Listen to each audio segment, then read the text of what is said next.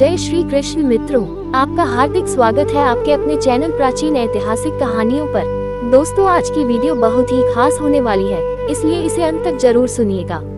अगर आपको हमारी कहानियाँ पसंद आती हैं तो चैनल को लाइक, शेयर, कमेंट और सब्सक्राइब करना बिल्कुल न भूलें। आइए, आज हम आपको ले चलते हैं इतिहास के एक ऐसे पन्ने पर जिसने पूरी दुनिया को शांति और अध्यात्म का मार्ग दिखाया। आज हम बात करेंगे भगवान गौतम बुद्ध और बौद्ध धर्म के सबसे पवित्र स्थल बोधगया की। बोधगया वह स्थान है जहां ज्ञान और आस्था का केंद्र है। बिहार में स्थित बोधगया सिर्फ एक जगह नहीं बल्कि बौद्ध धर्म की आत्मा है। ये वही पावन भूमि है जहां राजकुमार सिद्धार्थ ने कठोर तपस्या के बाद बोध यानी वास्तविक ज्ञानोदय प्राप्त किया था और वे सिद्धार्थ से भगवान बुद्ध कहलाए। महाबोधि मंदिर। बोधगया में स्थित महाबोधि मंदिर आज वैश्विक धरोहर और पर्यटन का एक बेहद महत्वपूर्ण केंद्र है। यहाँ स्थित पवित्र बोधि वृक्ष के नीचे ही बुद्ध को ज्ञान मिला था, जिसके दर्शन के लिए आज भी दुनिया भर से लाखों श्रद्धालु आते हैं। बोधगया और इसके आसपास का क्षेत्र ऐतिहासिक रूप से बेहद समृद्ध रहा है। प्राचीन काल में यह क्षेत्र महान और शक्तिशाली मगध साम्राज्य का हिस्सा था, जिसने भारतीय इतिहास की दिशा और दशा तय की। आज ये स्थान दुनिया भर के बौद्ध तीर्थयात्रियों के लिए सबसे प्रमुख पड़ाव माना जाता है।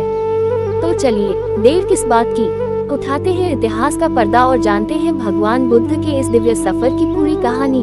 दोस्तों, बोधगया बौद्ध धर्म के लिए पवित्र माना जाता है और यहाँ के महाबोधि मंदिर ने एक महत्वपूर्ण धार्मिक और पर्यटन स्थल के रूप में पहचान प्राप्त की है। ये स्थान बौद्ध यात्रा की महत्वपूर्ण भूमिका निभाता है और भूतपूर्व में मगध नामक राज्य की राजधानी था।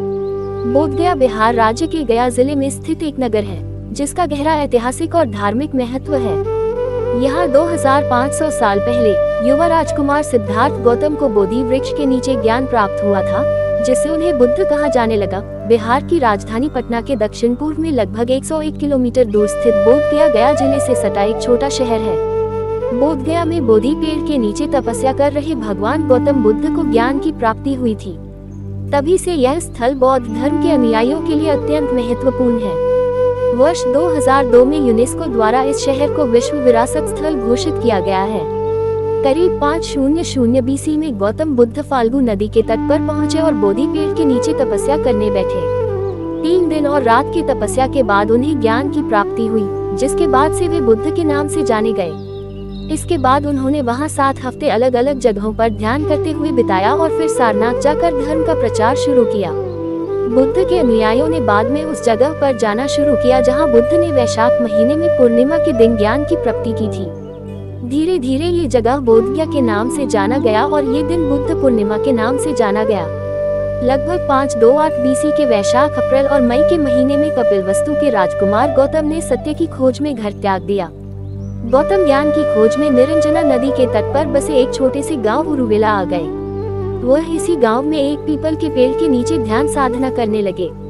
एक दिन वह ध्यान में लीन थे कि गांव की ही एक लड़की सुजाता उनके लिए एक कटोरा खीर तथा शहद लेकर आई। इस भोजन को करने के बाद गौतम पुनः ध्यान में लीन हो गए। इसके कुछ दिनों बाद ही उनके अज्ञान का बादल छट गया और उन्हें ज्ञान की प्राप्ति हुई। अब वह राजकुमार सिद्धार्थ या तपस्वी गौतम नहीं थे बल्कि बुद्ध थे। बुद्ध जिसे सारी दुनिया को ज्ञान प्रदान करना था। ज्ञान प्राप्त के बाद वे अगले 7 सप्ताह तक उरुवेला के नजदीक ही रहे और चिंतन मनन किया। इसके बाद बुद्ध वाराणसी के निकट सारनाथ गए, जहां उन्होंने अपने ज्ञान प्राप्ति की घोषणा की। बुद्ध कुछ महीने बाद उरुवेला लौट गए। यहाँ उनके 5 मित्र अपने अनुयायियों के साथ उनसे मिलने आए और उनसे दीक्षित होने की प्रार्थना की। इन लोगों को दीक्षित करने के बाद बुद्ध राजगीर चले गए। इसके बुद्ध के उरुवेला वापस लौटने का कोई प्रमाण नहीं मिलता है। दूसरी शताब्दी ईसा पूर्व के बाद उरुवेला का नाम इतिहास के पन्नों में खो जाता है। इसके बाद ये गांव संबोधि, वेचुसना या महाबोधि नामों से जाना जाने लगा। बोधगया शब्द का उल्लेख 18वीं शताब्दी से मिलने लगता है। विश्वास किया जाता है कि महाबोधि मंदिर में स्थापित बुद्ध की मूर्ति संबंध स्वयं बुद्ध से है। कहा जाता है कि जब इस मंदिर का निर्माण किया जा रहा था तो इसमें बुद्ध की एक मूर्ति स्थापित करने का भी निर्णय लिया गया था, लेकिन लंबे समय तक किसी ऐसे शिल्पकार को खोजा नहीं जा सका जो बुद्ध की आकर्षक मूर्ति बना सके। सहसा एक दिन एक व्यक्ति आया और उसे मूर्ति बनाने की इच्छा जाहिर की, लेकिन इसके लिए उसने कुछ शर्तें भी रखी। उसकी शर्त थी कि उसे पत्थर का एक स्तंभ तथा एक लैंप दिया जाए। उसकी एक और शर्त ये भी थी, इसके लिए उसे 6 महीने का समय दिया जाए तथा समय से पहले कोई मंदिर का दरवाजा न खोले। सभी शर्तें मान ली गई, लेकिन व्यग्र गांव वासियों ने तय समय से 4 दिन पहले ही मंदिर के दरवाजे को खोल दिया। मंदिर के अंदर एक बहुत ही सुंदर मूर्ति थी जिसका हर अंग आकर्षक था सिवाय छाती के। मूर्ति का छाती वाला भाग अभी पूर्ण रूप से तराशा नहीं गया था। कुछ समय बाद एक बौद्ध भिक्षु मंदिर के अंदर रहने लगा। एक बार बुद्ध उसके सपने में आए और बोले कि उन्होंने ही मूर्ति का निर्माण किया था। बुद्ध की यह मूर्ति बौद्ध जगत में सर्वाधिक प्रतिष्ठा प्राप्त मूर्ति है। नालंदा और विक्रमशिला के मंदिरों में भी इसी मूर्ति की प्रतिकृति को स्थापित किया गया है। बोधगया को बौद्ध धर्म में सबसे पवित्र स्थल माना जाता है। बुद्ध के समय में इसे उरुवेला के नाम से जाना जाता था। ये लीलाजन नदी के किनारे स्थित है। इस स्थल पर पहला मंदिर मौर्य सम्राट अशोक द्वारा बनवाया गया था। महाबोधि विहार बोधगया में उस स्थान पर मुख्य बौद्ध मंदिर को संदर्भित करता है जहां गौतम बुद्ध को ज्ञान प्राप्त हुआ था। विहार में प्रसिद्ध बोधि वृक्ष या पीपल का पेड़ और वज्रासन शामिल हैं। मूल मंदिर 3री शताब्दी ईसा पूर्व में सम्राट अशोक द्वारा निर्मित रेलिंग वाले वृक्ष मंदिर के रूप में मौजूद था। इसका सबसे पहला चित्रण भरहुत और सांची स्तूप की नक्काशियों पर मिलता है। सम्राट अशोक ने ध्यान आसन के सटीक स्थान को चिन्हित करने के लिए 3री शताब्दी ईसा पूर्व में यहाँ रेलिंग के साथ एक लाल बलुआ पत्थर की संरचना बनवाई थी। बोधगया में पाए गए चीनी और बर्मी शिलालेख स्पष्ट रूप से बुद्धगया मंदिर को 84,000 मंदिरों में से एक मानते हैं, जिनके बारे में उन अभिलेखों में कहा गया है कि इसे राजा सम्राट अशोक ने बनवाया था। आगे विवरण है कि जो जम्बूद्वीप के शासक बुद्ध के निर्वाण के 218 वर्ष बाद पैदा हुए। बिहार में इसे मंदिरों के शहर के नाम से जाना जाता है। इस गांव के लोगों की किस्मत उस दिन बदल गई जिस दिन एक राजकुमार ने सत्य की खोज के लिए अपने राज सिंहासन को ठुकरा दिया। बुद्ध के ज्ञान की यह भूमि आज बौद्धों के सबसे बड़े तीर्थ स्थल के रूप में प्रसिद्ध है। आज विश्व के हर धर्म के लोग यहाँ घूमने आते हैं। पक्षियों की चहचहाट के बीच बुद्धम शरणम गच्छामि की हल्की ध्वनि अनोखी शांति प्रदान करती है। यहाँ का सबसे प्रसिद्ध मंदिर महाबोधि मंदिर है। बिहार फिल्म निगम बिहार सरकार द्वारा अनुमति प्राप्त एवं western film and TV professor association Mumbai द्वारा फिल्म टाइटल पर प्रबुद्ध एंटरटेनमेंट नेचुआ जलालपुर गोपालगंज बिहार द्वारा बोधगया का महाबोधि मंदिर डॉक्यूमेंट्री फिल्म का निर्माण किया गया है। लोग इस मंदिर में आध्यात्मिक शांति की तलाश में आते हैं। इस मंदिर को यूनेस्को ने 2002 में वर्ल्ड हेरिटेज साइट घोषित किया था। बुद्ध के ज्ञान प्राप्ति के 250 साल बाद राजा अशोक बोधगया गए। माना जाता है कि उन्होंने महाबोधि मंदिर का निर्माण कराया। कुछ इतिहासकारों का मानना है कि पहली शताब्दी में इस मंदिर का निर्माण कराया गया या उसकी मरम्मत कराई गई। हिंदुस्तान में बौद्ध धर्म के पतन के साथ साथ इस मंदिर को लोग भूल गए थे और ये मंदिर धूल और मिट्टी में दब गया था। 19वीं सदी में अलेक्जेंडर कनिंघम ने इस मंदिर की मरम्मत कराई। 1883 में उन्होंने इस जगह की खुदाई की और काफी मरम्मत के बाद बोधगया को अपने पुराने शानदार अवस्था में लाया गया। बोधगया घूमने के लिए 2 दिन का समय पर्याप्त है। अगर आप एक रात वहां रुकते हैं तो 1 दिन का समय भी पर्याप्त है। बोधगया के पास ही एक शहर है गया। यहाँ भी कुछ पवित्र मंदिर हैं जिसे जरूर देखना चाहिए। इन दोनों गया को देखने के लिए कम से कम एक दिन का समय देना चाहिए। एक अतिरिक्त 1 दिन नालंदा और राजगीर को देखने के लिए रखना चाहिए। बोधगया घूमने का सबसे बढ़िया समय बुद्ध जयंती अप्रैल मई है, जिसे राजकुमार सिद्धार्थ के जन्मदिवस के रूप में मनाया जाता है। इस समय यहाँ होटलों में कमरा मिलना काफी मुश्किल होता है। इस दौरान महाबोधि मंदिर को हजारों कैंडलों की सहायता से सजाया जाता है। ये दृश्य देखना अपने आप में अनोखा अनुभव होता है। इस दृश्य की यादें आपके जेहन में हमेशा बसी रहती है। इस मंदिर की बनावट सम्राट अशोक द्वारा स्थापित स्तूप के समान है। इस मंदिर में बुद्ध की एक बहुत बड़ी मूर्ति स्थापित है। यह मूर्ति पद्मासन की मुद्रा में है। यहाँ यह अनुश्रुति प्रचलित है कि यह मूर्ति उसी जगह स्थापित है जहाँ बुद्ध को ज्ञान प्राप्त हुआ था। मंदिर के चारों ओर पत्थर की नक्काशीदार रेलिंग बनी हुई है।